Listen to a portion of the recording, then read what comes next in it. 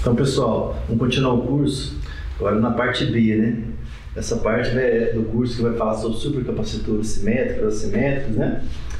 Olhando aqui na minha observação, a gente vai estender por várias aulas, tá? Ok? Então, hoje a parte B vamos falar de unidades práticas, tá?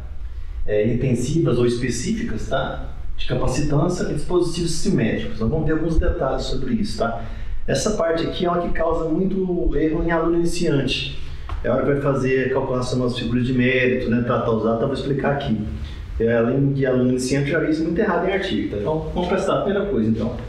Essa célula aqui simétrica, tá? O que é essa célula simétrica?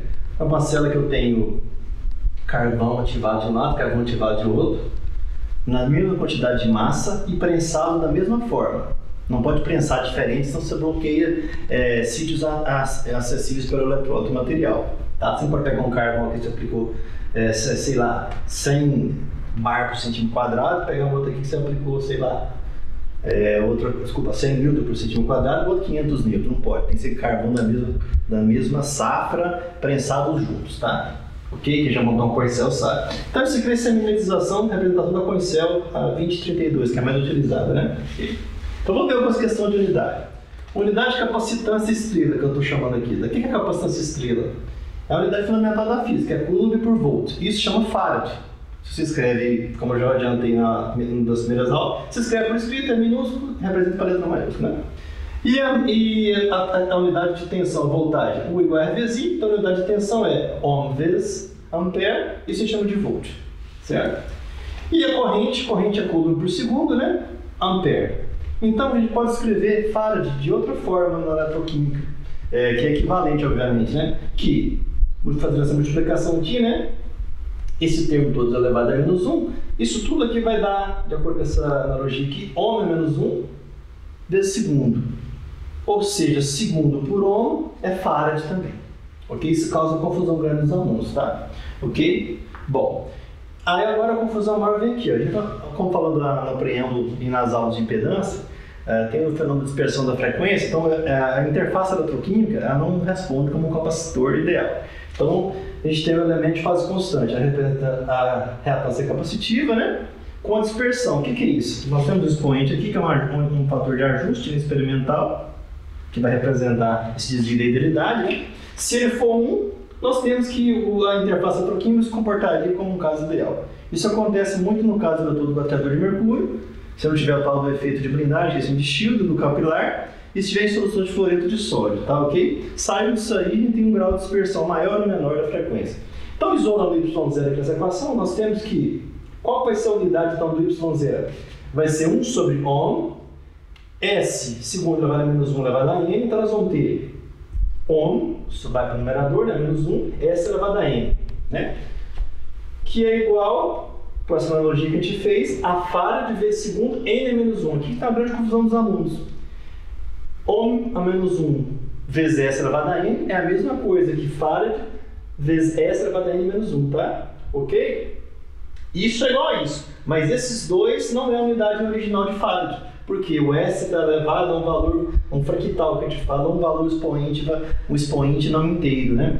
Então, somente se o n, né, for 1, é que esse termo aqui, esse aqui, volta a ser esse aqui, né? A gente tem Farad, e aqui nesse caso fica óbvio, né? Se o n for 1, 1 menos 1 vai dar 0, o S vai dar 0 vai anular, vai ficar só o Farad.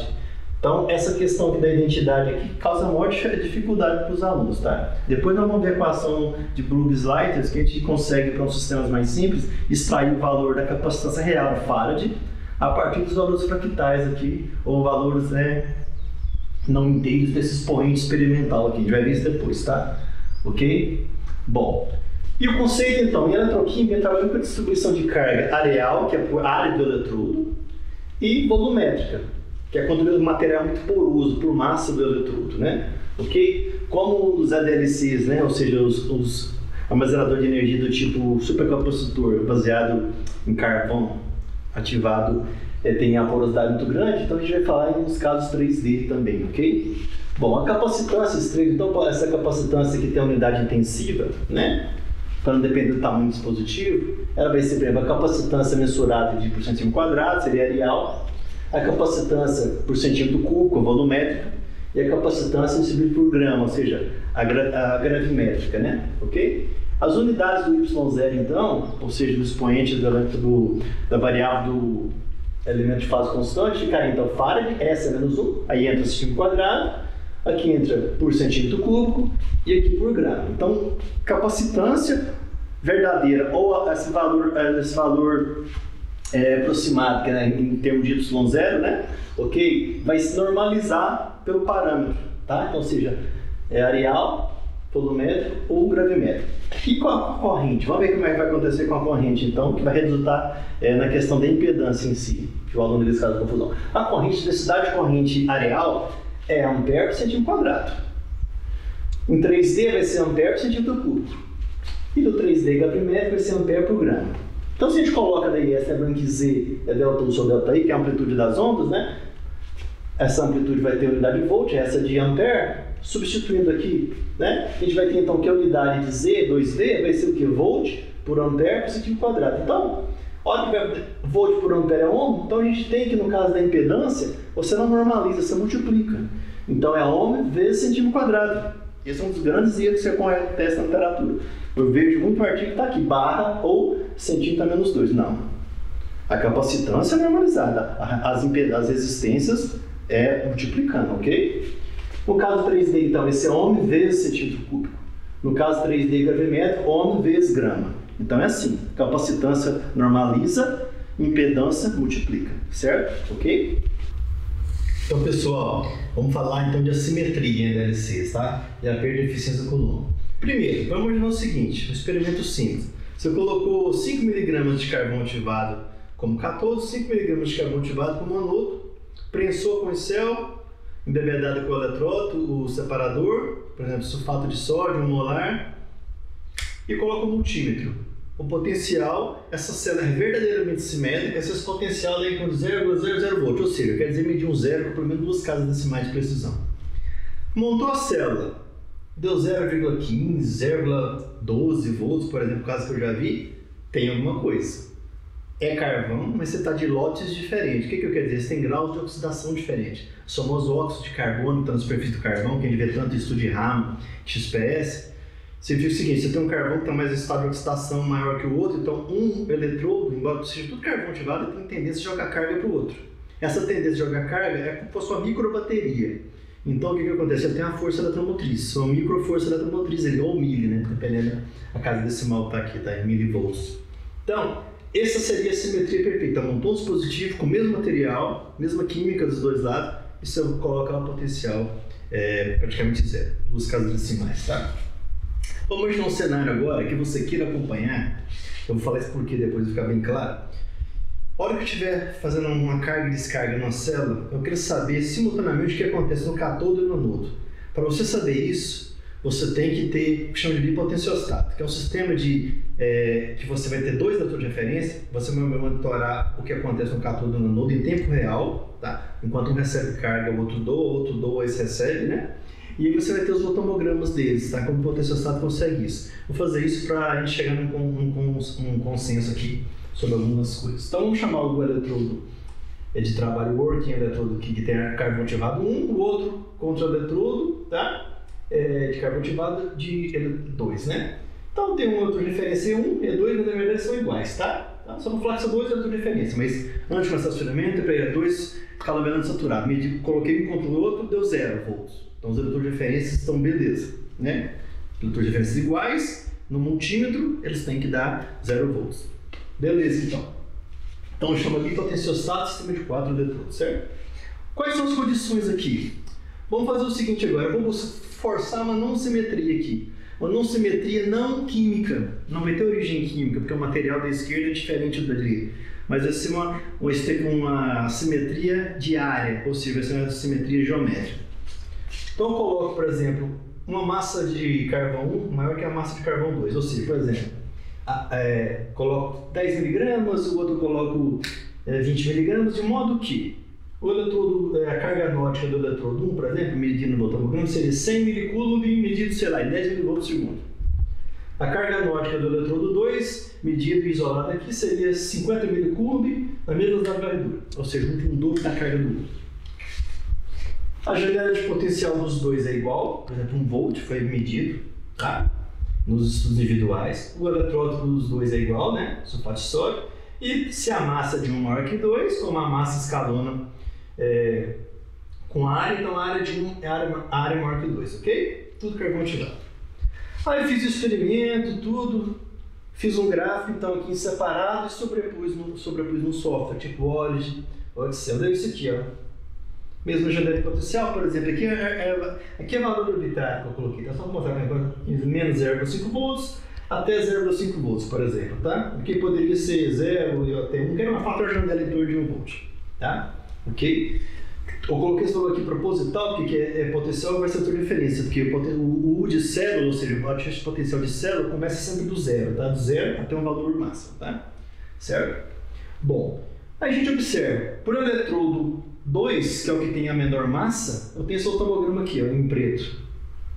Para o eletrodo 1, que tem a maior massa, o dobro, tentei desenhar aqui no olhômetro, né, tem um dobro da carga, mais ou menos. Mas eles têm a mesma janela, ou seja, eles têm a mesma natureza química, porque nenhum deles está com a habilidade de catalisar mais ou menos a reação de produção de oxigênio. Estaria direita aqui, do 0,5, por exemplo, tá? E a que estaria à esquerda aqui seria o hidrogênio. Então eles têm características químicas assim, idênticas, ok? Não tem nenhuma diferença aqui, ok? Beleza. Então isso aqui seria um caso simétrico. Aí se eu montar uma célula com isso aqui, caso assimétrico em massa, né? A diferença de potencial dela vai ser o quê? 1 volt, porque está tudo aqui. Só o que acontece se eu colocar massa em um maior que a massa do outro? Vamos ver isso aqui, tá? Então, lembrando uma coisa, a condição para você ter 100% de eficiência por lombo na coincel é que a carga anódica tem que ser igual à catódica, né? Na carga e na descarga. Quero lembrar isso antes de explicar o que vem a seguir. Se eu tenho um eletrodo aqui, que ele tem 100 coulomb acumulado em forma eletrostática, vamos dizer, a hora que eu descarregar ele vai jogar 100 coulomb no outro eletrodo. Esse eletrodo, o outro, tem que estar com a capacidade diária de absorver 100 coulomb sem que o sobrepotencial do eletrodo, sem que o potencial dele, daquele eletrodo, aumente e ele propicie a produção de gases. A gente vai ver o seguinte: se um tiver mais massa que o outro, a hora que o tem mais massa está sendo usado como eletrodo de trabalho, numa célula, numa coincel, ele vai provocar a produção de gases no outro eletrodo, tanto na carga quanto na descarga. Somente se a massa dos dois for igual é que não vai acontecer isso. Já se eu usar como eletrodo de trabalho o eletrodo que tem a massa menor, aí não vai acontecer nada, porque essa carga vai caber no outro eletrodo, só que vai ficar um peso morto, né? Vai ter uma massa de eletrodo no outro desperdiçada, porque ela tá sobrando um peso morto, vamos assim dizer, né? Ok? Então, sistema de 2 eletrodos e uso arbitrário do cabo do potenciostat. Isso aqui é muito importante, por quê? Numa coincel, né, nós vamos ligar para ele escolher. Vai escolher um lado da célula, como sendo o eletrodo de trabalho, e você vai lá e coloca o jacaré, né? E do outro lado, no eletrodo counter-eletrodo, ou seja, o eletrodo contra-eletrodo, né? Nós vamos colocar ele em curto com o cabo, né, do eletrodo de referência. Então não tem eletrodo de referência, por isso que ele é falso. Isso aqui é só o cabo do eletrodo de referência que tá em curto, tá ok? É falso aqui, que é um eletrodo de referência, só o cabo, tá? O famoso jacaré, né? Então a gente vai medir a queda de tensão entre o eletrodo de trabalho e o contra-eletrodo, que está servindo também como um pseudo de referência. Aqui que vai estar o problema que eu vou falar agora. Então, eu pus proporcionar uma placa aqui, ó, para mimetizar, né, como sendo o C1, que tem mais massa, para falar que tem maior área. O C2 é uma placa menor, porque tem a menor área, e separado pela SR, né, que é resistência equivalente em série. E nós vamos aplicar na voltametria cíclica uma varredura de potencial, para começar do OCD, que na maioria do seu sistema é simétrico quimicamente, né, não importa a massa que você ponha, vai ser 0 volt, com 2 K de precisão, pelo menos, mais ou menos MP, mais a varredura nórdica, menos a varredura catódica, certo? Então, se o AC1, que é o eletrodo de maior área, é escolhido como eletrodo de trabalho, tá? Vai ter o water split, ou seja, a reação de eletrólitos da água, né, que produz hidrogênio e oxigênio, tá?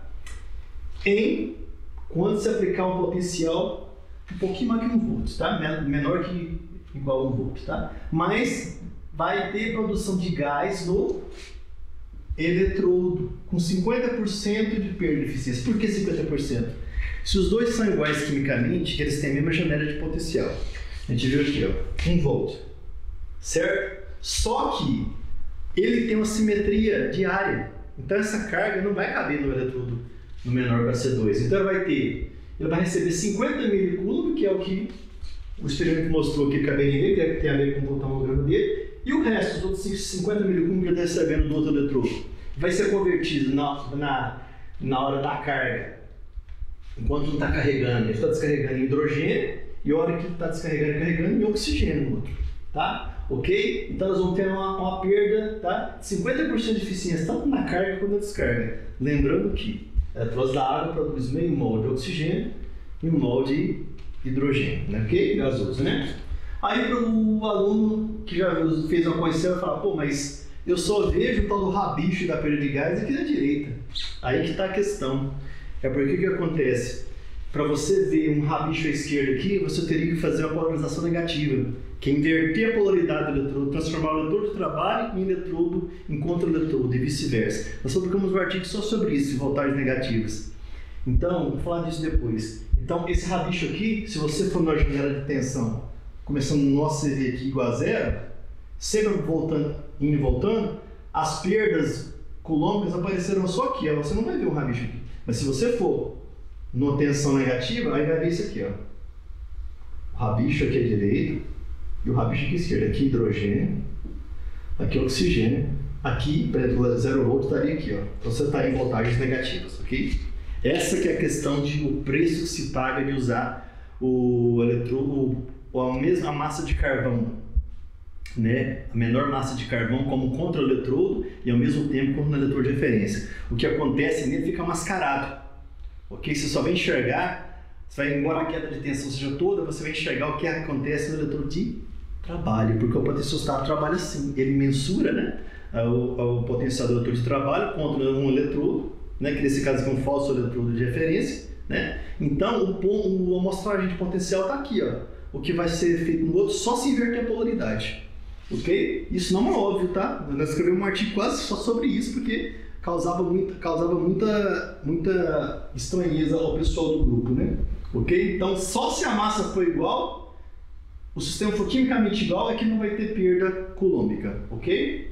Então, se o AC2, que é o que tem menos massa, fosse escolhido então como eletrodo de trabalho, aí não vai ter desprendimento de gás, porque o outro está habilitado a receber 100 mC. Se você vai jogar só 50 mC dele e extrair 50 mC, está tranquilo para ele. Só que vai ser uma massa morta, né? Ok? Essa que é a questão. Então não pode usar massa menor, né? E massa maior vai causar perda. O dispositivo vai ficar mais pesado, vai gastar mais material. Okay? Depois a gente vai ver que isso é mais problemático ainda quando você tem a simetria química, que é o famoso dispositivo híbrido. Por exemplo, tem o eletrodo de óxido metálico à direita como positivo, o eletrodo de carvão ativado à esquerda como polo negativo, e eu misturo os dois. A mesma regra se mantém. Tem que ter um eletrodo que tem capacidade de balanceamento de carga, né? De receber, por exemplo, 100 mC e o outro dá 100 mC. Tem que pôr massa relativa que desempenha esse papel. Só que aí vai ter a questão da simetria química, que vai ter um comportamento parcialmente de bateria. Vamos explicar isso depois, tá? Ok? Estou falando então só de assimetria de massa, mantendo a mesma característica química do eletrodo da esquerda e da direita, ok? Bom, e se fosse o sistema de 4 eletrodos, o experimento que eu fiz então, aí eu enxergaria. Então estou falando de Coin-Cell. A Coin-Cell então é um experimento cego para o que acontece de reação química no contra-eletrodo, que está servindo como pseudo-referência, certo? E no meu sistema de 4 eletrodos, meu bipotenciostat, eu enxergaria isso. No meu eletrodo que tem 100 mC, tranquilo aqui a janela, ok? Meu work voltage range aqui de 1 volt, né? E no outro eletrodo eu enxergaria isso aqui, ó. Estaria aqui a janela aqui, que o potencial desse eletrodo, devido a ter menor massa, foi acrescido aqui de um eta, né? Ou seja, o sobrepotencial para a produção de oxigênio, né? E aqui de um sobrepotencial para a produção de hidrogênio. Aí você tem perda coulombica e tem aumento de efeitos dissipativos, né? Que a produção do processo eletroquímico é totalmente irreversível. Então aí você teria os 50 mC que receberia de carga eletrostática, eu vou dizer, bacia da dinâmica, com a acumulação de carga, desacumulação, certo? E mais essa perda de 50 mC aqui e de 50 mC aqui. A diferença é que como o gás aqui, a molaridade é o dobro, né? O Coulomb é igual, mas aqui o hidrogênio vai ser o dobro do volume de gás formado, certo? Mas a 50 mJ na carga e a descarga se perdeu.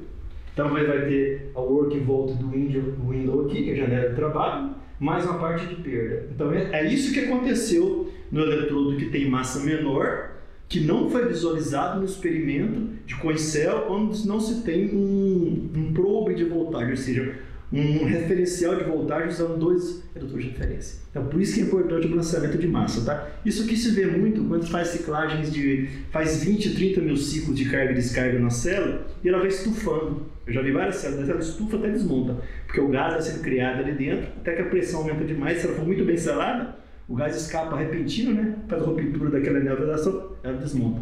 É porque tinha simetria, embora eu não estava vendo, às vezes, mas em 20, 30, 50 mil ciclos vai aparecer, ok? Então vamos fazer uma lembrança de algumas coisas aqui. Bom, esquece do troquinho por enquanto, só para introduzir os conceitos, só para entrar nesse preâmbulo aqui. Dispositivo passivo e conexão em série. Se eu pego, por exemplo, um dispositivo de estado sólido, um capacitor que você compra aí na loja de materiais elétricos e solda em série, a gente sabe que essa equação se aplica. 1 sobre C total vai ser 1 sobre C1 mais 1 sobre C2, certo? E a capacitância aqui é sobre, ou seja, Coulomb por volt, né? Okay? Então, se essa célula simétrica, eu soldei 2 capacitores iguaizinhos, por exemplo, de 100 microfarad com outro de 100 microfarad, chutando, aí vai ter que C1 e C2, então a carga de 1 é a carga de 2, o quê? E aqui a tensão também igual. Então, 1 sobre CT vai ser fator aqui, vai ter o tensão em 1 mais tensão em 2 dividido pela carga, né? Que fluido. Então, a carga total vai ser a carga dividida por 2 vezes. Ou seja, se eu faço uma combinação em série de 2 capacitores passivos, a capacitância vai ser a metade do que eu teria no caso de um capacitor só. E a tensão, ela vai variar também, ok? Vai ter a questão da tensão aí, tá? Ok? E se for simétrico, aí eu tenho de C1 tirando de C2. Aí, essa 1 sobre CT, pode fazer as contas em casa, vai dar 1 sobre CT vai ser o potencial, a queda de tensão no 1 vezes a carga dele, no 2 vezes a carga, né? E dividir pela multiplicação das cargas, né? Se um é muito maior que o outro, o que acontece? O de menor capacitância domina. Por exemplo, no caso aqui, ó, se Q1 é muito maior que Q2, eu vou ter que CT aproximadamente Q2 sobre o 2, ou seja, o 2 domina. O problema é quando um é próximo do outro. Aí vai ter um valor misto aí, ok? E é isso que acontece, eu estou usando aqui para mimetizar, para trazer para a eletroquímica. Na eletroquímica, a gente às vezes monta um eletrodo que tem uma capacitância um pouquinho diferente do outro. Então os alunos às vezes pegam um capacitor, ele montou vários dispositivos, né? E conecta em série. E ele pega a capacitância nominal e vai ver se o que vai acontecer com a voltagem, com a capacitância. E ele vê que não segue essas regras clássicas dos dispositivos de estado sólido. Por quê? Porque tem pequenas variações de capacitância. Só que você joga 1 sobre C1 mais 1, só dá 3, por exemplo, em série, que é o eletroquímico, conectar 3 em série. 1 sobre C1 mais 1 sobre C2 mais 1 sobre C3, o menor ali vai dominar, vai causar uma bagunça no sistema. Ok? Então tem que tomar cuidado com isso. E ainda tem uma questão seguinte: você pega o dispositivo de estado sólido, 100, 200 volts, você consegue a queda de tensão nele, né? A gente vai ver que no eletroquímico tem a liberdade da gerar a tensão da água, que do ponto de vista termodinâmico e subtrações ideais é 23 volts. Então você pode manipular ali, mas não vai poder passar de 23 volts. Então não tem como você colocar e somando, mesmo que você fez seu dispositivo direitinho, para somar que vai extrapolar para 23 volts. Não vai extrapolar. Porque senão você vai induzir a produção de gases, né, de hidrogênio e oxigênio. Tem que tomar cuidado com isso, tá? Porque como é que se dá a distribuição de potencial em cada célula para que aquela que esteja com menos privilegiada em termos de acumulação de carga, a janela dela não estenda a ponto de pegar o desprendimento da água, né? Reação de water split que fala, né? Para ter o desprendimento de oxigênio e hidrogênio a partir da água, certo? Então tem que tomar muito cuidado com isso, associação em série ou em paralelo dos dispositivos eletroquímicos. Ok? Bom, geral então, se o material 1 é diferente do material 2, ou seja, características químicas diferentes, né? Quanto maior for a diferença de potencial OCV do sistema em equilíbrio, antes de você perturbar ele, né? Menor vai ser a característica capacitiva. O que eu quero dizer? Potencial de circuito aberto em sistemas eletroquímicos, né, armazenador de energia, a gente relaciona com a força eletromotriz, tá? O que é a bateria? A bateria é aquele dispositivo que você montou ela, é a bateria tradicional, não vou falar bateria de intercalação, bateria de chumbo ácido, você montou ela, tudo bem, o eletrodo de placa de chumbo, outra placa de chumbo com PbO2 em cima, mais alguns ingredientes que eles colocam, que você monta a bateria dá em torno lá de 12 volts, se ela tiver 6 células, e cada célula dá em torno de 2 volts, né? Então ela é intrinsecamente carregada, ok? Capacitor. Um capacitor, que você montou um capacitor, se ele é assimétrico, como eu falei, é ao contrário, não tem carga nenhuma. Ele precisa dar uma carga para ele ir para o estado carregado, e ele descarrega e volta para o estado dele normal, que é descarregado. Tudo bem. Então a bateria tem alta energia, e depois a gente vai ver em baixa potência, o capacitor tem alta potência e baixa energia. Umas coisas que a gente vai ver depois, tá? Só adiantando alguns conceitos. Bom, então, se você monta o tal do capacitor híbrido, que é aquele que tem um eletrodo com a característica química diferente do outro, quanto maior for esse potencial de circuito aberto no estado nascente, ou seja, que você monta o dispositivo, mais ele vai se assemelhar à bateria. Esse já é uma das características que vai mostrar se vai ser mais do tipo bateria, que é uma coisa meio esquisita, que a gente vai ver que não tem nem potência de um capacitor, nem a energia da bateria, né? Ela é um pato, nem voa direito, nem nada, né? Ou se ele realmente é um pseudocapacitor bem comportado. Ele tem a ver com essa diferença de potencial de quando ele, do estado nascente assim, do dispositivo, né? Ok? Alguns artigos que importantes dessa área de assimetria, tá aqui, ó, o professor Brian Conley, tá? Journal Electrochemical Society, tá? O traço aqui é o volume da revista, tá? E o último número é a página, tá? Weidner et al. Esse artigo aqui é um típico artigo de modelagem de baterias. Interessante para ver isso, tá? Para ver que tem muita modelagem que é feita errada. Estou pegando aqui umas modelagens confiáveis, tá? O professor Conner vai falar dessa questão de pseudocapacitância, depois eu vou falar e alguns destrinchar isso depois, tá? Estou chamando a atenção do aluno para estudar isso. E depois o Srinivasan e Weidner, né? Que é outro artigo que foi publicado alguns anos depois, 99, que virou o modelo, inclusive, que está no Zevil de capacitor eletroquímico, ok? É um tipo de artigo de modelagem de sistema EDLC. Ok? Então esse aqui de 95 é uma bateria, tá? Sistema BAT, modelagem, tá? Aqui híbrido e aqui é DLC, tá? Ok? Bom, então vamos pegar, eu peguei alguns exemplos aí, por exemplo, PbO2, um sistema simétrico, mais carvão ativado, e outro de rutênio mais carvão ativado. Bom, o eletrodo do PbO2, que já viu o tomograma dele meio ácido, dá uma banda muito forte aqui, tá? Da oxidação, estado 2/4, tá? Volta, forma sulfato na interface, é bem complicado, tá? Mas o que importa é que ele dá um pico muito pronunciado na ida e na volta, certo? E o eletrodo de carvão ativado fica aqui à esquerda. Então ele está trabalhando como eletrodo positivo, o de PbO2, e o outro como negativo, né? Ok? A hora que monta isso aqui, então, E, de potencial, significa que eu estou trabalhando com potenciostato, sobrepus a resposta dos dois. A hora que eu vou para o U, que é a célula, tá? Quando eu colocar U é célula, quando eu colocar E é sistema de 2 eletrodos, tá? Ou 3 eletrodos, né? Potenciostato. Dá essa resposta mista aqui, ó, porque eu tenho uma base capacitiva aqui, pontilhada, e as bandas faradaicas aí do PbO2, certo? Bom, tá aqui, temos uma resposta mista. No caso do eletrodo de rutênio, o eletrodo de rutênio até acredito que o voltamograma dele é o que chama de quase retangular, parece muito do carvão ativado, só que ele tem uma carga bem grande, né? Então eu coloquei aqui, somos 2, este aumentar a janela de voltagem e vai manter essa característica quase retangular, certo? Bom, se faz experimento de carga e descarga com esse eletrodo da esquerda misto, essa célula mista à esquerda, vai ser ter o seguinte, ó, vai dar uma característica de bateria muito forte, tá? Ok? Vai aparecer mais o PbO2, tá? E se nós tivéssemos, no caso, um eletrodo de carvão ativado por terra, tem um decaimento quase que linear, né? É um pouco curvado do EDLC. Esse tópico aqui vai ser extensamente revisado nesse curso, no subtópico K até L, tá? A gente vai ver isso aqui de formas... Hoje eu estou mais jogando um assunto aqui para a gente revisar isso de vários pontos de vista diferentes, tá? O que o professor Conner propôs nesse artigo dele aqui? Aqui um sobre CT vai ser um sobre C1, mas um sobre C2. Se simétrico em termos de carga, né? Quer dizer em termos de carga, né? Então, com recebe outro do, ou seja, para não ter aquele problema de water split, né? Só que o Conan assumiu o seguinte, que a capacitância do Faraday ela é infinita, porque essa descarga é uma voltagem paralela, potencial paralela ao eixo X, né? que é o do tempo. E lembrando que na GCD, como é que se calcula a capacitância?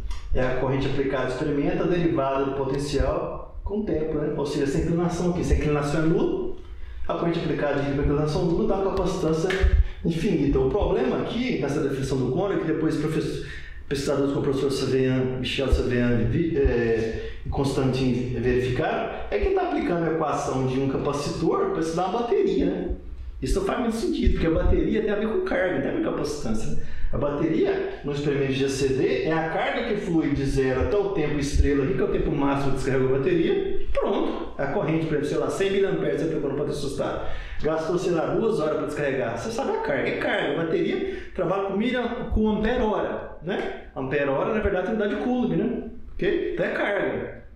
Capacitância é o quê? Coulomb por volt, é outra coisa. Então Farad é a mesma coisa que carga. Então já tem um problema aqui nesse artigo, tá ok? E tem esse desenho aqui, ó, que no artigo o professor Conan fala que pegou dos congressos, ele cita vários proceedings, né, de congresso para mostrar essa figura. Ele fala o seguinte, nesse caso aqui, da bateria do sistema simétrico de chumbo com carbono ativado, teria o seguinte, ó, o polo positivo aqui, que seria o eletrodo de chumbo, teria um decaimento da voltagem quase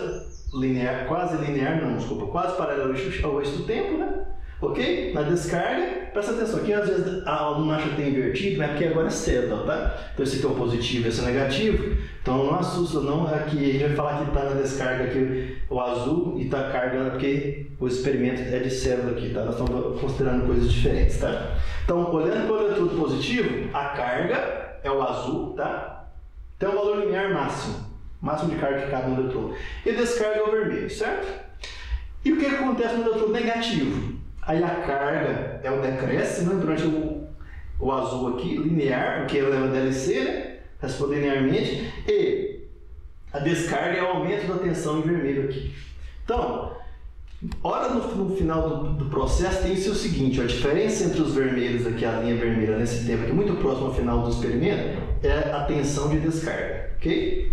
Essa diferença de tensão pequena aqui é o delta U faradaico, e esse aqui é o delta U capacitivo. Dá para você observar que nesse tempo aqui, ó, esse delta U é muito maior que esse. E é daí que nasce o conceito que se arranjasse um capacitor EDLC de um lado, eletrodo EDLC, desculpa, um capacitor híbrido onde o outro seria um tipo de bateria, que a maior queda de tensão seria no eletrodo EDLC e a menor queda de tensão seria no eletrodo o quê? Faraday. Com isso desenvolveu toda a teoria de sistemas híbridos, aproveitando a capacidade de bateria e por aí vai. E que o potencial, a tensão de descarga total é essa daqui do dispositivo, ok? Com isso construiu vários dispositivos. Então isso começou lá em 1991, ok? Esse conceito de dispositivo híbrido é bastante discutido, tá?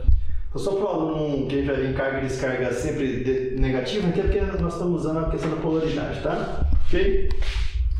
Bom, então e se montasse no caso do rutênio? Se montasse no caso do rutênio, já não ia ter problema, porque aqui não ia ter essa banda aqui, ok? Essa característica de ter essa banda, tá? De oxidação. Seria um sistema pseudo-capacitivo que a gente vai ver depois, tá? Então aqui tudo legalzão, tá? Ok? Aqui que é o problema que a gente vai ver depois, tá? É que a mistura que tem um caráter de bateria fortemente com um de capacitor, ok? Caso 1, célula híbrida bem definida, tá? Com característica pseudo-capacitiva, ou seja, estou medindo uma coisa em Farad. Farad por grama, Farad por centímetro quadrado, Farad por centímetro cubo. Não é carga, tá? Tem um CV, um botãograma círculo, né? Quase retangular. Tem uma curva que não é perfeitamente linear, mas que decai bastante com o tempo de descarga. Tem uma impedância que tem um semicírculo, um ângulo de quase 45 graus aqui, sistema bloqueado. Isso aqui se vê bastante. Com esse tipo de sistema aqui bem comportado, com certeza você consegue medir algo em falha de programa. A gente vai ver depois que a capacitância não é single value, ou seja, não é de valor único, tem uma distribuição de capacitância, porque isso vai ser uma linha de transmissão RC, né? Devido aos poros com diferentes acessibilidade conectada, mas sim simétrica capacitância. Caso 2, célula híbrida mal definida, que vai ter uma baixa potência ou baixa moderada, né? capacidade de estocar carga. Vai ser uma bateria ruim. Como diz depois, alguns anos depois, o próprio professor Brian Conner, é uma bateria, você pegou um capacitor bom, transformou na bateria ruim. Então o que é isso? Voltando ao diagrama cíclico, tem essa base capacitiva aqui, que depois sobrepõe a banda faradaica.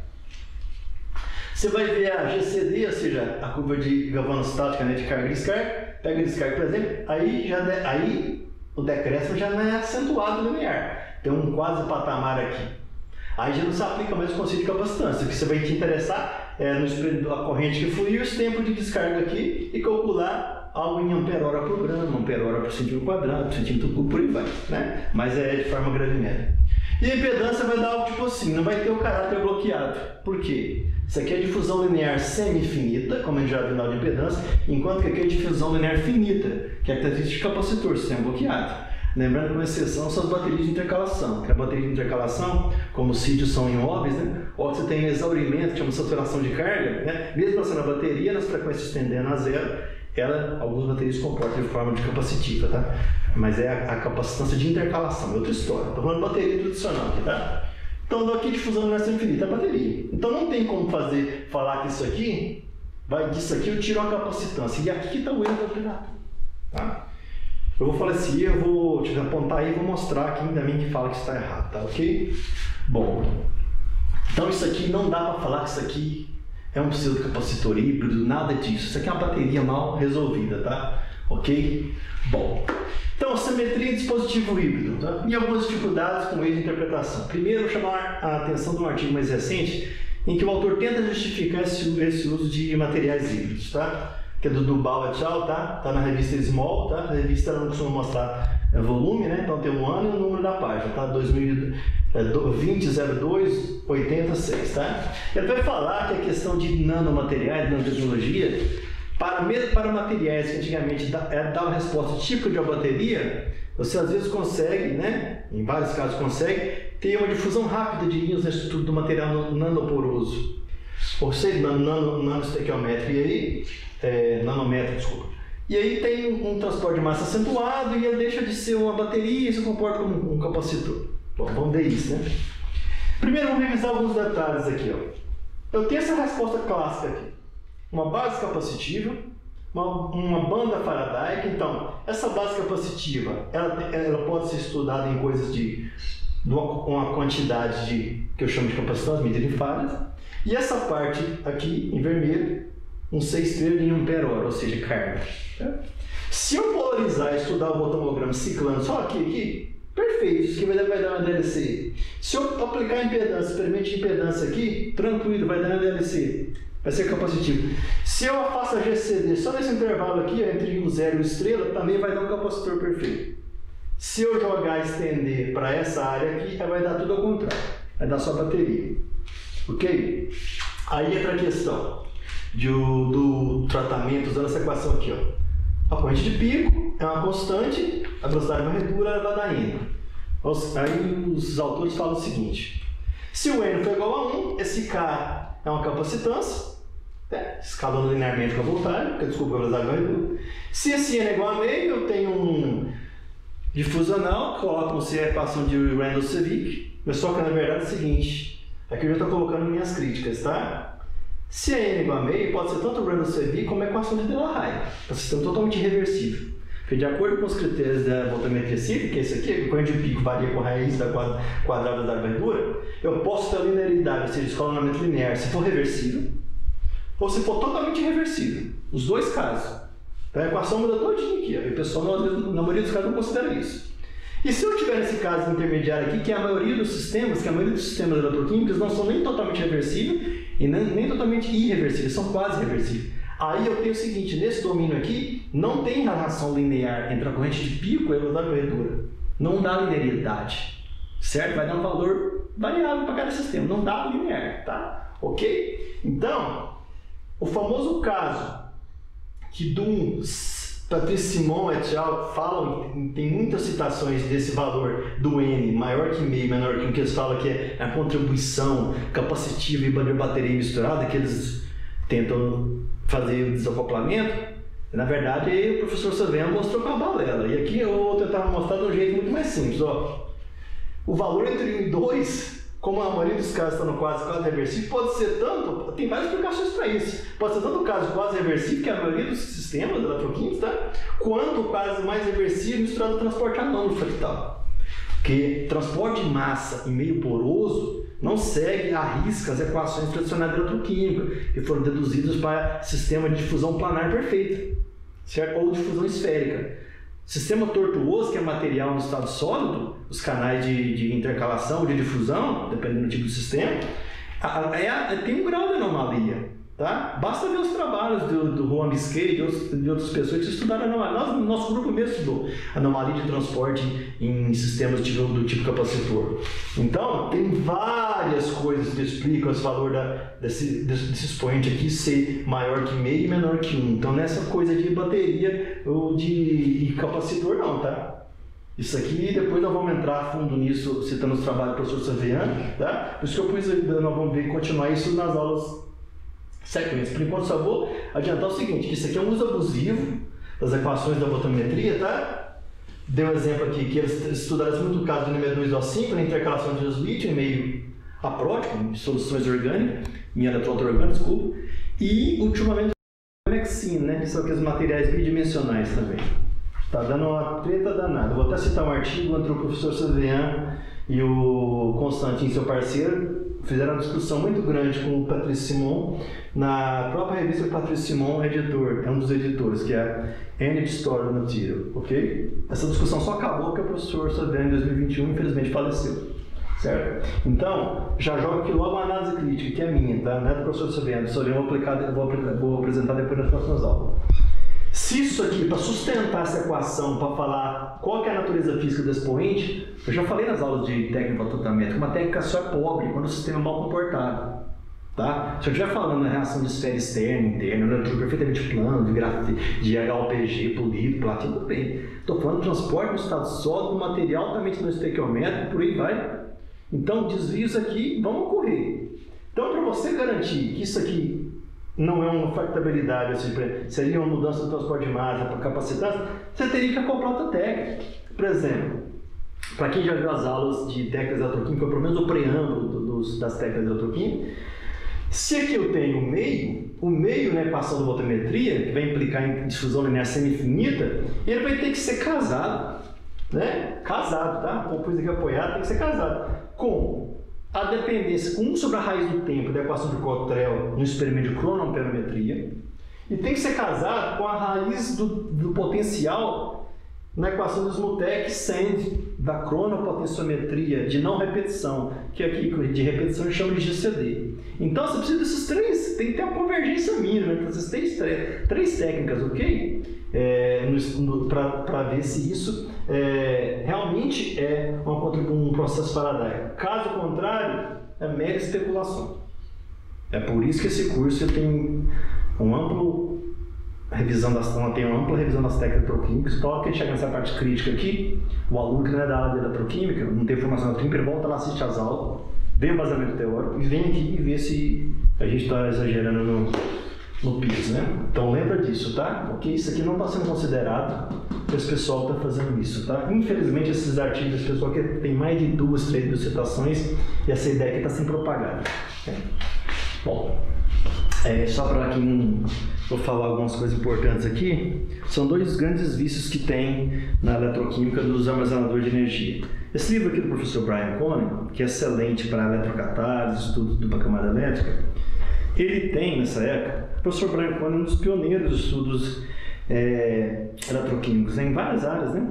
E ele tem esse circuito aqui, ó, que é o circuito que ele desenvolveu para explicar, do professor Eliezer Gilead, na década de 60, do século passado, como é que se dava a distorção de intermediários, usando a isoterma de Langmuir, isoterma de Fronk, né? E eles simularam isso. E vem aquela velha questão da pseudocapacitância. O que é a pseudocapacitância? É uma corrente faradaica, cuja carga no voltammograma associada a ela escalou linearmente com a velocidade de varredura. Tá? Independente se o isotermo for de Fronk ou se for do Langmuir, vai ter essa característica. Qualquer uma dessas isotermas, a corrente de pico vai escalar linearmente com a velocidade de varredura. Isso é essa característica original é de capacitância. Então, se chama de pseudocapacitância. Só que esse circuito aqui, ele não é bloqueado. Na verdade, a menos que você assuma que uma das resistências tende a infinito, ele forma um semicírculo ou dois semicírculos. E esse livro aqui é da década de 60 do século passado. E o professor Conner depois insistiu nesse assunto aqui, nos supercapacitores, né? Incluindo esse circuito aqui. E a primeira coisa que a gente aprende sobre supercapacitor é um sistema intrinsecamente bloqueado. Então ele não pode ter um ramo resistivo. Ele tem que terminar sempre num capacitor, porque assim, não importa a complexidade do circuito de simulação, ele tem que ter a terminação capacitiva.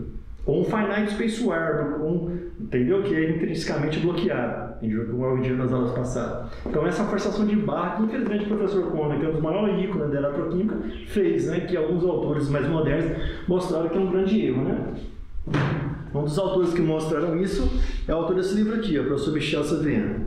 O professor Michel Saviano, para quem não sabe, embora ele tenha trabalhado com essa área de armazenamento de energia só mais no final da vida, ele foi um dos maiores eletroquímicos que já existiu, tá? E com um conhecimento de matemática e física matemática monstruosa.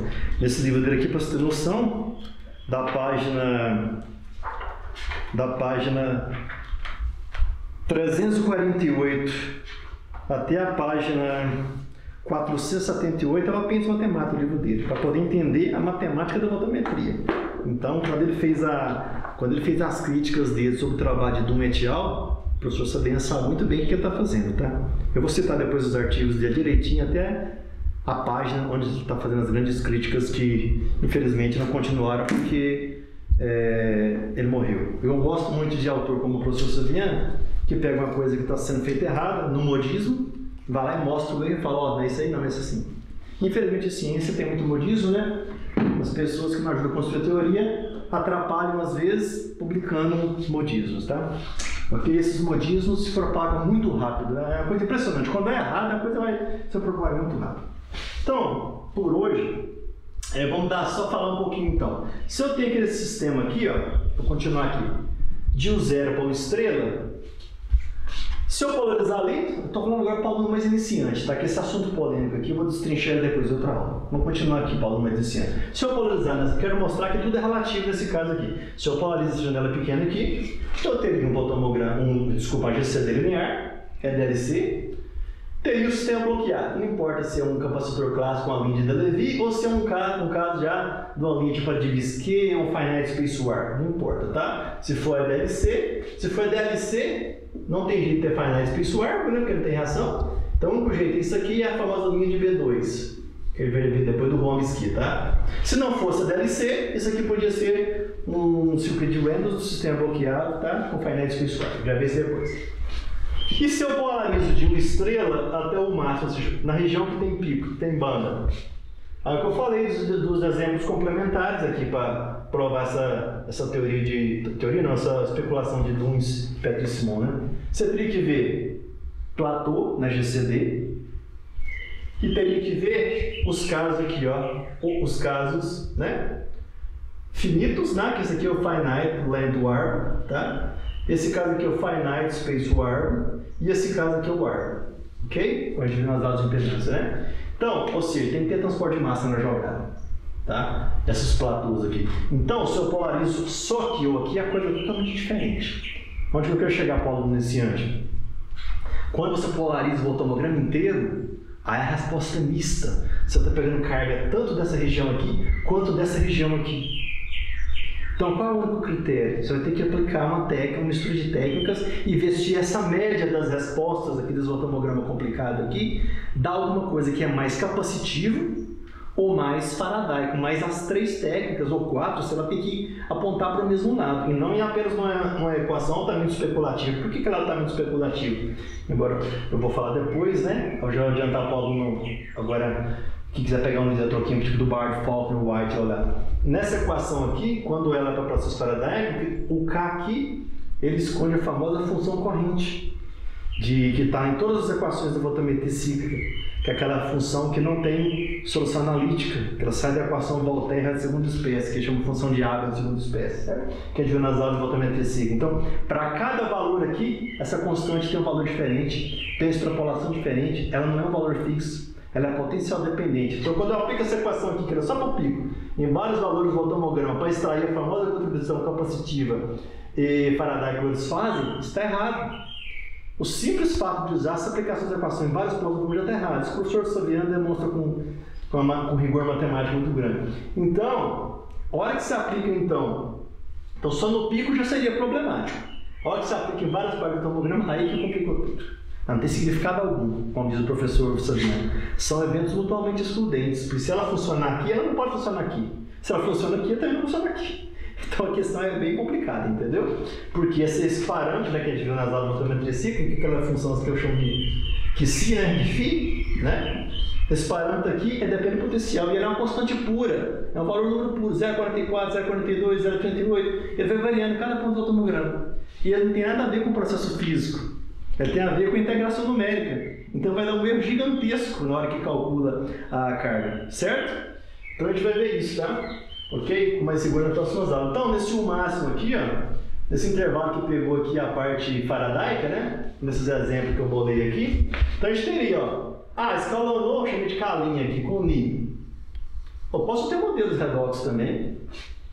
Usar termo de Frankfurt, Langmuir, como professor aqui, que entra a questão do professor Conde e do professor Eliezer Gliari, né? Eles viram isso aqui, ó, a corrente de pico, né? O sistema Faraday. Ela escalona com a constante que incorpora a taxa de acumulação na interface da espécie imobilizada, absorvida, tá? Ok? Vezes a velocidade varredura. Então isso aqui é um K aparente, tá? Mas que escalando com a varredura. Então chamamos isso aqui de pseudocapacitância, certo? Que eles chamam de CFI. Tá? Ok? Bom. K2' escalonou com a raiz quadrada. Pode ser difusão linear infinita, excluindo os casos quase reversíveis, né? E anomalia de transporte. Como falei, pode ser várias coisas, né? Ok? Então essas que são as grandes questões, ok? Bom, só para lembrar mais uma coisa do aluno, o aluno às vezes fica frustrado. Ele faz um tomograma, tem carvão ativado. Mesma célula, dá um tomograma para 0,1, 0,8. Faz outra célula, 0,7, 0,2. Se você somar esses dois carvões aqui, né, obviamente ele tem o potencial de escutar aberto dentro do outro, né? Vai dar isso aqui, ó. Você soma as janelas, 0,1, mínima esquerda, com máximo direito 1,2. Só o work volt do Índia seria de 1,1 volts, carvões diferentes. Só que quando você vai ciclando isso, o estado de oxidação dos grupos funcionais do carbono vai mudando. E aí essa performance da célula vai mudando. Então essa que é a importância de pegar o carvão do mesmo lote e fazer a célula direitinho, entendeu? Para não ter essa flutuação temporal à medida que ele vai sendo ciclado, tá? Ok? Então é importante falar o seguinte, ó. Além do potencial de circuito aberto, para você ver Open Circuit Voltage, né? Open Circuit Potential, relacionado ao ponto de carga zero, né? A gente viu na aula de eletroquímica das interfaces, né? Do Camadé. A janela de potencial, fazendo uma junção de um eletrodo positivo e negativo no coincel, ela vai ser influenciada também, então, pela capacidade que cada eletrodo desse carvão ativado, que tem um grupo de oxidação, estado de oxidação, óxido de carbono um pouco diferente, vai ter de catalisar as reações de experimento de oxigênio e hidrogênio. Então, se durante a ciclagem essa propriedade catalítica mudar, a janela de tensão vai mudar. Ok? Então, isso aqui acontece com a bateria de carvão, tem uma janela um pouco diferente do mesmo eletrodo. É a capacidade de inibir ou de catalisar mais ou menos a reação de hidrogênio e de oxigênio, ok? Isso, obviamente, voltando ao começo da aula, não existe em dispositivos transóticos. Lá não tem eletrodo, não tem nada, tá? Ok? Essa natureza não tem. Então lembra, janela da água, no máximo 23 volts, um valor em torno disso, a gente vai ver depois na próxima aula, vou falar porque que é um pouco de menor que um 23 volts na maioria dos casos, para eletrodos que não são WISEs, né? Water and Salt Electrolyte. Enquanto que aqui tem 100 a 200 volts às vezes, você pode somar os capacitores para ter problema nenhum. Certo? Alguns conhecimentos que eu falei nessa aula aqui, para quem já é experiente, não estou acrescentando nada de novo. Então, nessa aula de hoje, especialmente, eu preocupei com o aluno iniciante que começa com a questão de não saber as constantes, as unidades fundamentais fractais, né, e não fractais, conceito de distribuição de carga volumétrica e areal, sistema de dispositivo simétrico e assimétrico, simetria devido à diferença de massa, simetria devido à diferença de natureza química dos eletrodos, sistemas híbridos e os problemas acoplados a isso devido à má interpretação do conceito de capacitância e capacidade, ok? E o uso especulatório dessa equação genérica aqui, né, que Dunn e Patrice Simon têm feito, que eu vou destrinchar isso ao longo do curso, tá? E a questão, o que seria o sistema bem comportado e mal comportado, ok? Em termos de capacitância.